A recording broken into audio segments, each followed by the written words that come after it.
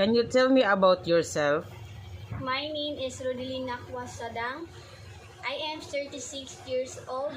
I live in Aplaya, Hagonoy, Davao del Sur. I am married. Do you have a kids? I have one kid and he is 11 years old. Who will take care of your child if you come to Hong Kong? My husband and my family. How many siblings do you have? I have one sibling, one brother, and I am a youngest. Tell me about your educational background. I am a high school graduate. Do you have overseas experience? I don't have experience in abroad, but I have experience here in Philippines for 2 years. I work a couple family with 2 kids, 8 months baby and 4 years old. I do around household worker like cooking, cleaning, and babysitting. Did you finish your contract? Yes, ma'am.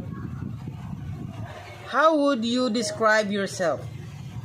I am hardworking, loyal, and honest. Do you have any tattoo?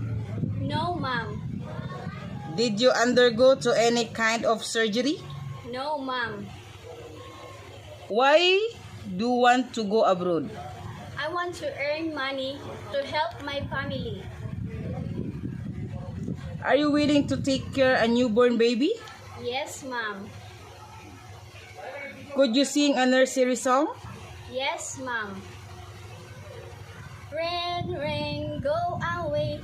Come again another day. Little children want to play. Rain, rain, go away. Are you scared of cat or dog? Yes, ma'am. Give me idea how can you take care of naughty children and children with tantrums. I talk them with a calm voice.